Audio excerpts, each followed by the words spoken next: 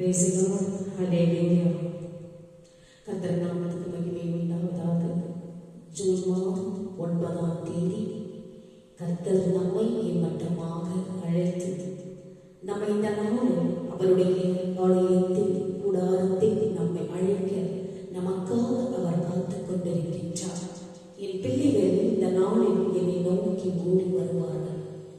அவருடைய தேவைகளை நாம் சந்திப்பவன், அவருடைய பிரச்சனைகளை நாம் தீர்த்து வைப்பவன், அவருடைய எதிர்பார்த்து கொண்டிருக்கும் காரியங்கள் ஒவ்வொன்றும் நாம் இரட்டிப்பாக நிறைவேற்றுவோம் என்று நம்மை பார்த்து நமக்காக அவருடைய கூடாரத்தில் ஆலயத்தில் காத்துக் கொண்டிருக்கின்றார். என் பிள்ளைகளே, நான் இந்த நாளில் என்னுடைய அழகான கண்களால் நான் பார்க்க வேண்டும் என்று நமக்கு முன்பே அவர் ஆலயத்தில் காத்துக் கொண்டிருக்கின்றார். நாம் அப்படியாக ஆலயத்திற்கு சென்று கொண்டிருக்கின்றோமா? சிந்தித்து பாருங்கள். சங்கீதத்தில் நான் ஒரு வார்த்தை எடுத்துக் கொடுக்கின்றேன். சங்கீதம் 18ஆம் அதிகாரம் 9ஆம் வசனம். தேவனுடைய வழி உத்தமமானது, ஆண்டவருடைய வழி புனிதமானது, ஆண்டவருடைய வழி பரிசுத்தமானது. கர்த்தருடைய வசனம், ஆண்டவருடைய வார்த்தைகள் புடமிடப்பட்டது. ஆண்டவருடைய ஒவ்வொரு சொல்லும் புடமிடப்பட்டது. தம்மை நம்புகிற அனைவருக்கும் அவர் கேடகமாயிருக்கிறார். அவரை நம்புகிற ஒவ்வொரு மனிதர்களும் அவர் நம்மை காத்து வழிநடத்துவார். அப்படிங்கிறாங்க. நாம் அவரை நம்புகிற ஒவ்வொருவரும் நமக்கு அவர் கேடகமாயிருக்கிறார், நமக்கு அவர் கிரீடமாயிருக்கிறார், நமக்கு அவர் தந்தையுமாக தாயுமாக இருக்கிறார். அப்படியாக நாம் அனைவரும் ஆண்டவருடைய வார்த்தைகளை ஒவ்வொரு நாளும் படித்து பயன்பெற வேண்டும். ஏனென்றால் ஆண்டவருடைய வார்த்தையில் ஜீவன் உள்ளது, உயிர் உள்ளது. அப்படியாக நாம் அனைவரும் அவருடைய வார்த்தைகளை உச்சரித்து கேட்கும் பொழுது, அவருடைய வார்த்தைகளை நாம் நம் நாவினால் எடுத்து படிக்கும் பொழுது அந்த வார்த்தைகளுக்கு நம்முடைய வாழ்க்கையில் பயன்பெறுகின்றன என்று நாம் ஒவ்வொரு நாளும் அவருடைய வார்த்தைகளை, அவருடைய வசனங்களை, அவருடைய உயிருள்ள வார்த்தைகளை, ஜீவனுள்ள வார்த்தைகளை நாம் படித்து பயன்பெற வேண்டும். ஏனென்றால் ஆண்டவரை நம்பினோர் ஒருபோதும் வெட்கப்பட்டு போவதில்லை. ஆண்டவரை நம்பினவர்கள் ஒருபோதும் அவர் கைவிடுவதில்லை, அவரை விட்டு நம்மை விலகுவதும் இல்லை. அப்படியாக நாம் அனைவரும் உள்ளத்தின் ஆழத்திலிருந்து அவரை நாம் கூப்பிடும் பொழுது நம்முடைய கஷ்டங்களிலும், துன்பங்களிலும், நோய்களிலும், நொடிகளிலும், நம்முடைய கவலைகளிலும், கண்ணீரிலும் நமக்காக அவர் காத்துக் கொண்டிருக்கின்றார். நாம் அப்படியாக அவரை நோக்கி நாம் கூப்பிட வேண்டும். கூப்பிட்டு பாருங்கள், உங்கள் வாழ்க்கையில் ஒரு மாற்றம் வரும். அப்படியாகத்தான் இந்த வார்த்தைகளை கடவுள் அந்த தெளிவாக நமக்கு வார்த்தைகளை கொடுக்கின்றன. தேவனுடைய வழி உத்தமமானது, கர்த்தருடைய வசனம் புடமிடப்பட்டது. தம்மை நம்புகிற ஒவ்வொருவரும் அவர் கேடகமாயிருக்கிறார் நமக்காக. அப்படியாக தேவன் மனிதர்களை போன்றவர் அல்ல, கடவுள் நம்மை போன்றவர் அல்ல. நாம் அனைவரும் பாவிகள், புரிந்து கொள்ளுங்கள். இந்த உலகில் வாழும் அத்தனை மனிதர்களும் நாம் பாவிகள். ஆனால் அவர் நம்மை போன்றவர் அல்ல. அவர் எல்லா வகையிலும் பரிபூரணமானவர், எல்லா வகையிலும் சிறந்த மனிதர். நம் வாழ்வில் அவர் செயல்படும் விதமும் கூட சரியானதுதான். ஏனென்றால் நம்மோடு நம்முடைய வாழ்க்கையில் பயணித்துக் கொண்டிருக்கும் ஒரு விதமும் கூட சரியானதுதான். ஏனென்றால் அவருடைய பரிபூரணமான திட்டத்தின்படி மட்டுமே அவர் நம்மை வழிநடத்துகிறார். அவருடைய சாயல்களில், அவருடைய செயல்களிலும், அவருடைய சிந்தனைகளிலும் அந்த ஒரு தீர்மானத்தின்படி தான் அவருடைய திட்டத்தின்படி மட்டுமே அவர் நம்மை வழிநடத்த முடியும். தேவனுடைய வழிகளையும் அவருடைய வார்த்தைகளையும் முழுமையாக நாம் நம்பலாம் மற்றும் அவருடைய வார்த்தையில் நாம் சார்ந்திருக்கலாம் என்று இந்த வார்த்தைகளுக்கு அர்த்தங்கள் எப்படியாக கொடுக்கின்றன.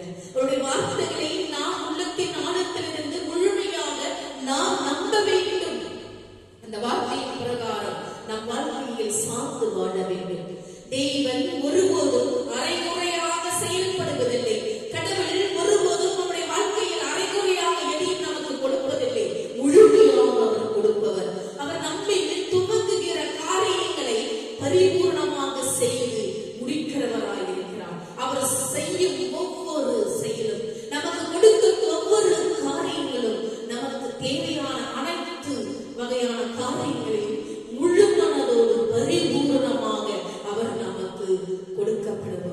அப்படியாக நாம் அனைவரும் ஆண்டவரை நோக்கி உள்ளத்தின் ஆழத்திலிருந்து நாம் ஜெபிக்க வேண்டும்.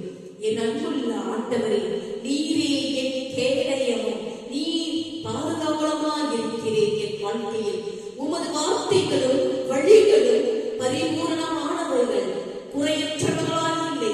இன்று என் வாழ்க்கையை உமது உண்மையுள்ள மற்றும் பரிபூர்ணமான கரங்களில் நான் முழு மனதுடன் ஒப்படைக்கிறேன். நாம் அனைவரும் அவருடைய வார்த்தைகளை ஒவ்வொரு நாளும் படிக்கும் பொழுது அந்த வார்த்தைகளுக்கு நமக்கு உயிருள்ளது, ஜீவனுள்ளது. படியுங்கள். உங்களுக்கு நேரம் கிடைக்கும் போதெல்லாம் படியுங்கள். உங்கள் அன்றாட பணிகளில் செல்லும் பொழுது அவரை துதித்து விட்டு செல்லுங்கள். அவரோடு உரையாடி விட்டு செல்லுங்கள். நம் தேவைகள் அனைத்தையும் சந்திக்கக்கூடியவர். அன்று நாள் முழுவதும் நம்மை ஒவ்வொரு நாளும் அவர் ரத்த கோட்டையில் மூடி மறைத்துக் கொள்ளுபவர். அவருடைய கிருபையால் நம்மை தாங்கி வழி நடத்துபவர். நம்மை ஒவ்வொரு நாளும் கண்ணின் மணி போல நம்மை காத்து வழி நடத்துபவர். அப்படியாக நாம் ஆண்டவரை ஒவ்வொரு நாளும் நாம் அவரை துதித்து விட்டு நம் காரியங்களில் அன்றாட பணிகளில் சென்ற பொழுது கர்த்தர் நம்மளோடு இருப்பவர். இதை நீங்கள் ஒவ்வொரு நாளும் ஆண்டவரை 2-3 அவரை துதித்து விட்டு பிறகு உங்கள் அன்றாட பயணங்களில் செல்லுங்கள். உங்கள் அன்றாட பணிகளில் செல்லுங்கள். துவங்குங்கள். எதை நீங்கள் உங்கள் பணிகளில் துவங்குகின்றோரோ அதற்கு முன்பே ஆண்டவரை 2-3 நிமிடம் உங்கள் மனதில் இருந்து துதித்து விட்டு உங்கள் பணிகளில் தொடங்குங்கள். கர்த்தர் உங்களோடு இருப்பார். உங்களுக்கு அன்றாட தேவைகளை சந்திப்பவர். அப்படியாக நீங்களும் நானும் இந்த ஞாயிற்றுக்கிழமையில் ஓய்வு நாளில் நாம் முழுமளவோடு ஆண்டவரை துதிக்க வேண்டும், ஆராதிக்க வேண்டும். அவரை மகிழ்ந்து புகழ்ந்து பாட வேண்டும். அவருடைய வார்த்தைகளுக்கு செவி கொடுத்து கேட்க வேண்டும். அவருடைய திருவிருந்தில் நாம் உள்ளத்தின் ஆழத்திலிருந்து அந்த திருவிருந்தை உட்கொள்ள வேண்டும். கடைசியாக அவருடைய ஆசீர்வாதத்தை முழு மனதோடு நாம் பெற்றுக் கொள்ளும் பொழுது கர்த்தர் நம்மை ஒவ்வொரு நாளும் நம்மை காத்து வழி நடத்துபவர். அப்படியாக நாம் அனைவரும் அவரை துதித்து இந்த நேரத்தில் பாடங்களை பாடுவோமாக.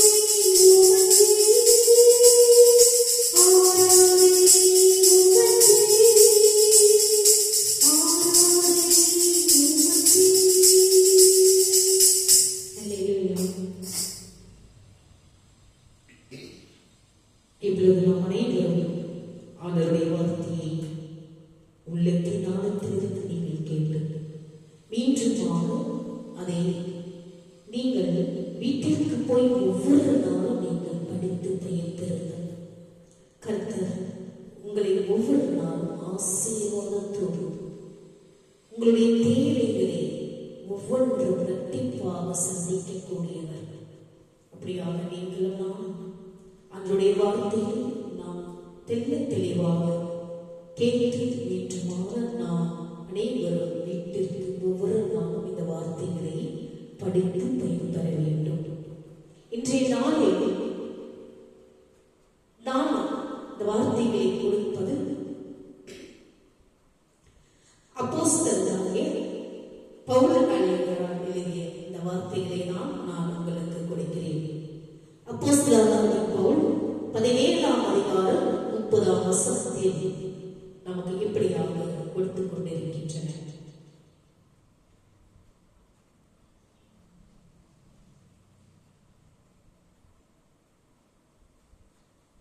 எங்கும் உள்ள எல்லா மனுஷரும் அறியப்படாத தேவனை ஆராதிப்பதற்கு மனம் திரும்பி ஒப்புக் கொடுக்க வேண்டும் என பவுலடியார் மிகவும் தெளிவாக நமக்கு இந்த வார்த்தைகளை கொடுக்கின்றார்.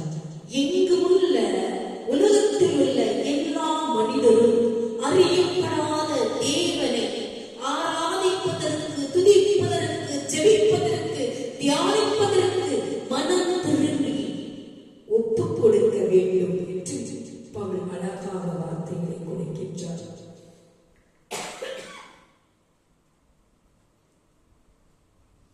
அறியாமல் உள்ள காலங்களை தேவன் காணாதவர் போல் இருந்தார். இப்பொழுது மனம் திரும்ப வேண்டும் என்று உலகத்தில் உள்ள அத்தனை மனுஷர் எல்லோருக்கும் அவர் கட்டளை இடுகிறார்.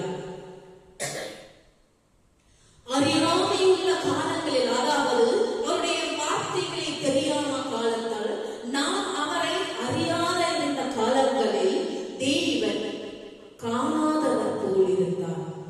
ஆனால் இப்பொழுதோ மனம் திரும்ப வேண்டும் என்று உலகத்தில் உள்ள அத்தனை மனுஷர் எல்லோருக்கும் அவர் கட்டளை இடுகிறார். அப்போஸ்தலர் 17ஆம் அதிகாரம் 30ஆம் வசனத்தில் நீங்கள் வாசித்து பாருங்கள். தேவனே அறியப்படாதவர் என்று அழைத்தது அத்தேனியர் தங்களின் அறியாமையை ஒப்புக்கொண்டனர். அறியப்படாதவரை அறியாமையினாலே ஆராதித்தார்கள். இப்பொழுது பவுல் அவர்களது கடந்த கால அறியாமையை தேவன் சகித்துக் கொண்டார் என்று, இனிமேலும் அதை சகிக்க மாட்டார் என்று பவுல் தெளிவாக தெளிவுபட பயமின்றி அவர் கூறினார். ஏனென்றால் தேவன்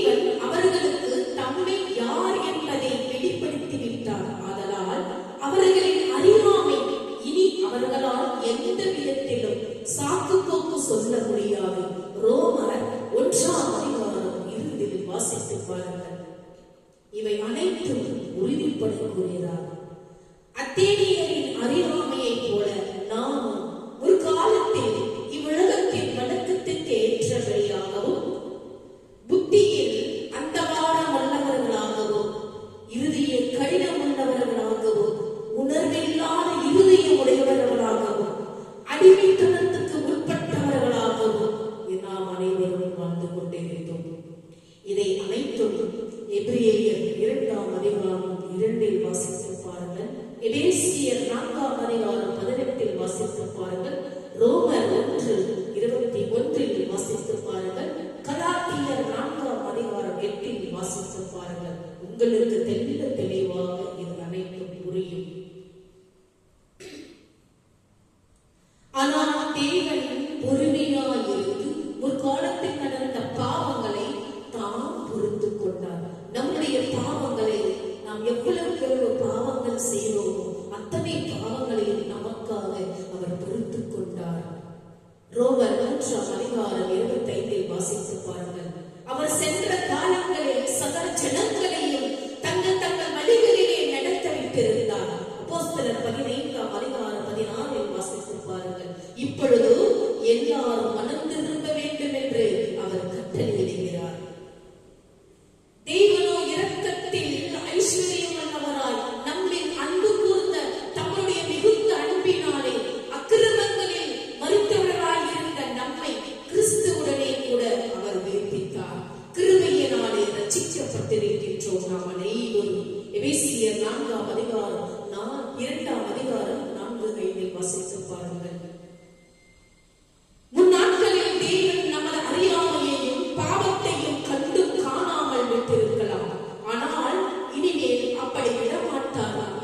தம்மை மனிதர்களுக்கு முழுமையாக வெளிப்படுத்த தேவன் தாமே இந்த உலகத்திற்கு வந்தார். இயேசு கிறிஸ்துவின் ரூபத்தில் வந்து தேவனை நமக்கு வெளிப்படுத்தி இருக்கிறார். தேவ வார்த்தைகளை நமக்கு கொடுத்திருக்கிறார்.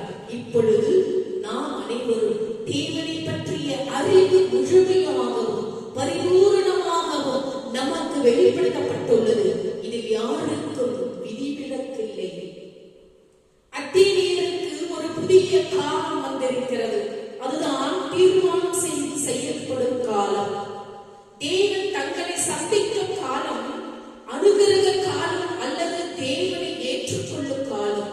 லூகாஸ் 19ஆம் அதிகாரம் 44இல் வாசித்து பாருங்கள். லூக் 19:44. அதே போல 2 கொரிந்தியர் 6ஆம் அதிகாரம் 2இல் வாசித்து பாருங்கள். அந்த நாள் இப்போது வந்துவிட்டது என்று பவுல் தைரியமாக நமக்கு வெளிப்படுத்திக் கொண்டிருக்கின்றார்.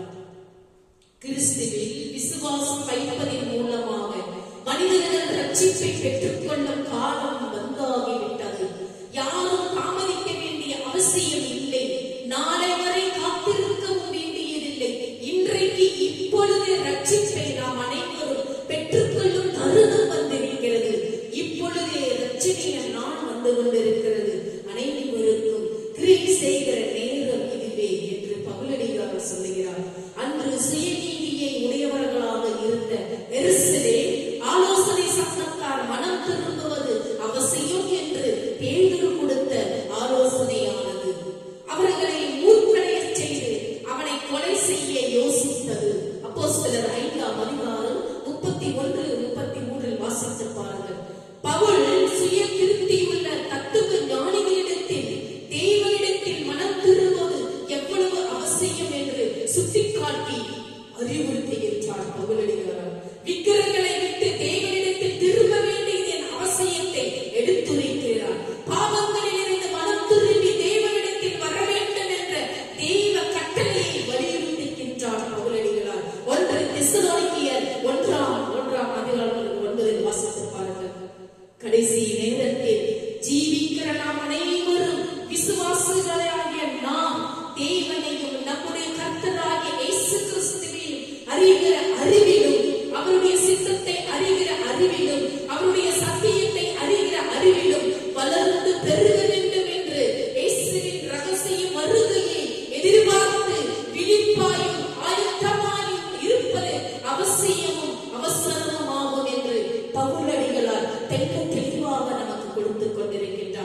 அதே போல கொலோசியர் 1:9 வாசித்து பாருங்கள்.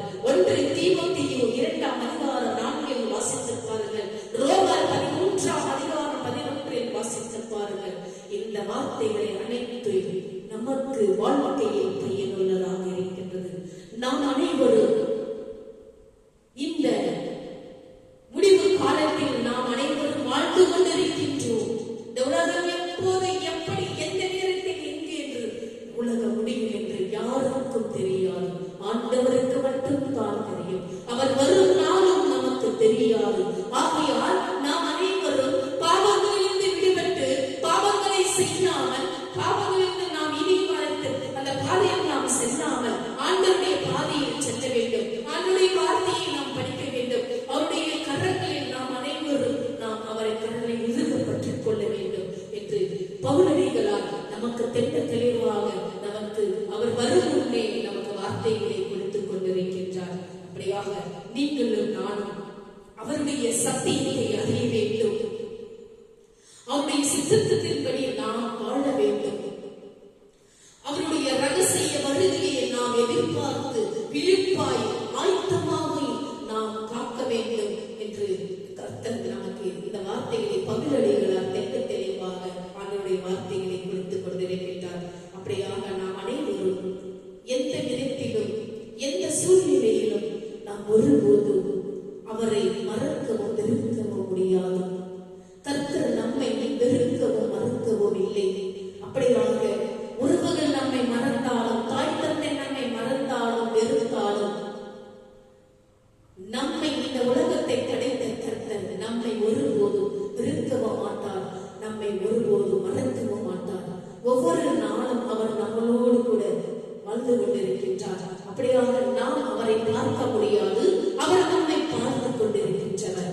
அப்படியாக நீங்களும் நானும் இந்த நாளில் ஆண்டவரை நோக்கி 2-3 நிமிடம் உள்ளத்தின் ஆழத்திலிருந்து அவரை நாம் கூப்பிடுவோம். நாம் அவரை துதிக்கும் பொழுது கர்த்தர் உங்களை ஒவ்வொருவரையும் தொட செய்வார். நீங்கள் அப்படியாக ஆண்டவரை எதற்காக நோக்கி நீங்கள் ஆலயத்திற்கு சென்று கொண்டிருக்கின்றீர்களோ, எதற்காக நீங்கள் அவரை துதிக்க வந்து கொண்டிருக்கின்றீர்களோ, எதை சொல்ல நீங்கள் ஆண்டவரிடத்தில் வந்து கொண்டிருக்கின்றீர்களோ, அதை உள்ளத்தின் ஆழத்திலிருந்து நீங்கள் கூப்பிடுங்கள். கர்த்தர் உங்களை ஒவ்வொருவரையும் ஆசீர்வதிப்பவர்.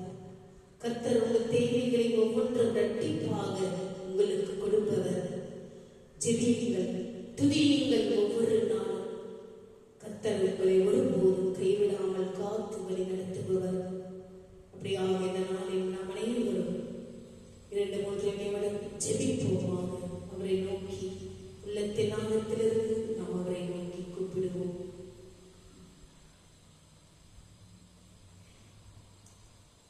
என் அன்புள்ள ஆண்டவரே, தகுதியற்றவர்களை உமது ஊழியக்காரர்களாக தேர்ந்தெடுத்ததில் உமக்கு அன்பை நினைக்கும் போது நாங்கள் உம்மை போற்றி பாடுகிறோம்.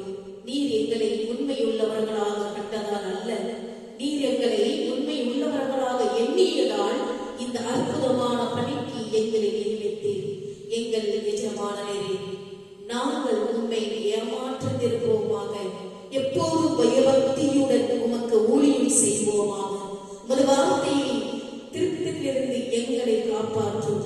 உமது வார்த்தையை நீர்த்து போக செய்வதிலிருந்து எங்களை தடுத்து நிறுத்தும். பொய்யான தீர்க்கதரிசிகளிடமிருந்தும் போதகர்களிடமிருந்தும் எங்களை காப்பாற்றும். சோதனையாளரின் தந்திரங்களை அடையாளம் காண பகுத்தறிவின் உணர்வை எங்களுக்கு கொடுத்தருளும். உமது பரலோக மன்னாவுடன் திருப்தியுடன் நன்றியுடன் இருக்க எங்களுக்கு உதவ வேண்டும். பிதாவாகிய தேவனே, உமது பணியை உமது வல்லமையால் மட்டுமே நிறைவேற்ற முடியும் என்பதால் உமது பரிசுத்த ஆவியினால் எப்போதும் நிரப்பப்படவும், எப்பொழுதும் அவருடைய வல்லமையை சார்ந்திருக்கவும் எங்களுக்கு கற்பித்தருளும். பணிக்கு தகுந்த வரங்களுடன் எங்களை ஆயத்தப்படுத்தும். உமது பரிசுத்த நாமத்தை ஆராதிப்பதிலும் உமது நித்திய வார்த்தையை படிப்பதிலும் எங்களிடையே புதுப்பிக்கப்பட ஆசீர்வதிப்பதற்காக உமக்கு நன்றி செலுத்துகிறோம். உங்களுடைய ஆவியின் அசைவை எதிர்க்க சத்துருவும் அதிவேகமாகிவிட்டான். ஆனால் ஆண்டவரே, உலகத்தில் இருப்பவர்களை விட எங்களில்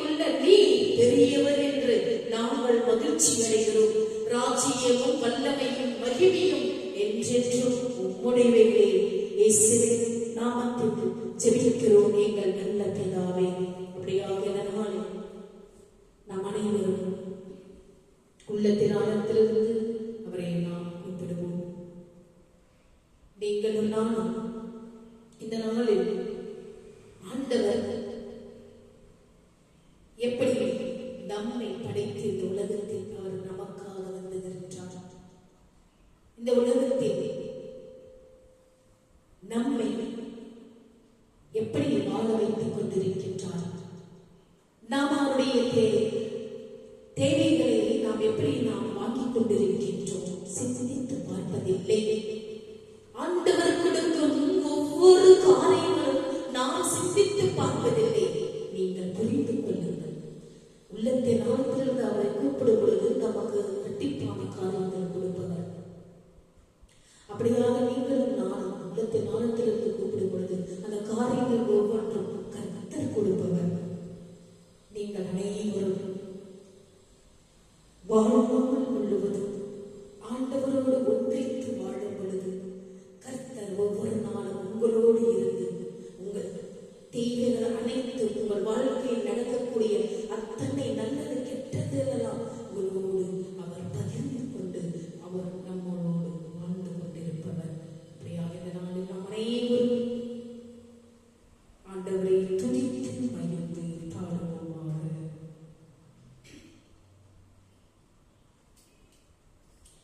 Thank you.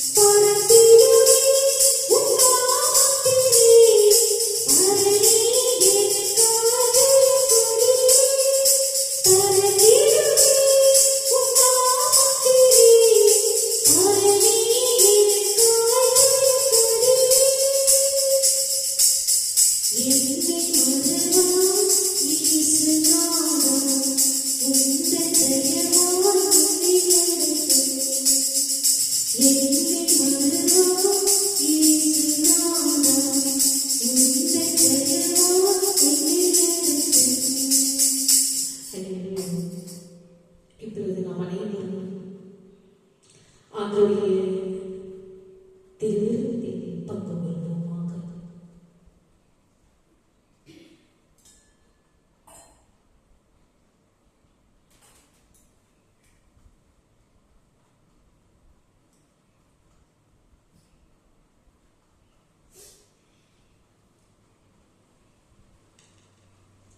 இறைவா, இந்த காணிக்கையை ஆசீர்வதித்து புனிதப்படுத்தி ஆவியிலும் உண்மையிலும் உமக்கு உகந்ததாக செய்கிறது.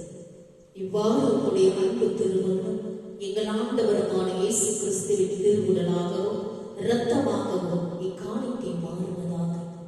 அவர் தாம் பாடுபடுவதற்கு முந்தின நாள் வணக்கத்துக்குரிய தம் திருக்கைகளில் அப்பத்தை எடுத்து வானோக்கி கண்களை உயர்த்தி எல்லா வல்ல இறைவனும் தன் தந்தையுமாகி உமக்கு நன்றி செலுத்தி வாழ்த்துரைத்து அப்பத்தை பிட்டு தம் சீடர்களுக்கு அளித்து அவர் கூறியதாவது: அனைவரும் இதை வாங்கி உண்ணுங்கள், ஏனெனில் இது உங்களுக்காக கையளிக்கப்படும் என் உடல்.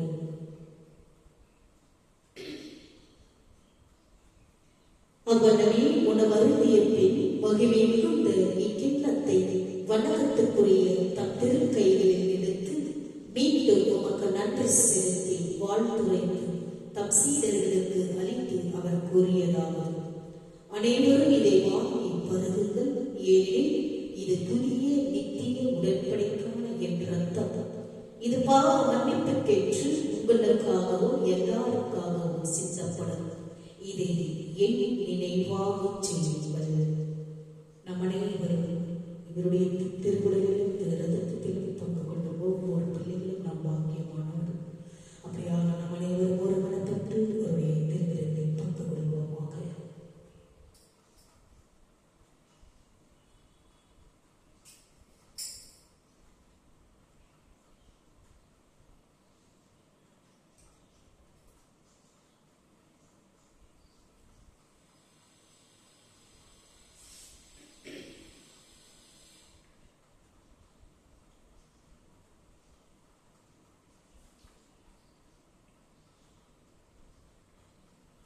கடைசியாக நன்றியோடு உரைப்பாக துதிப்போமாக.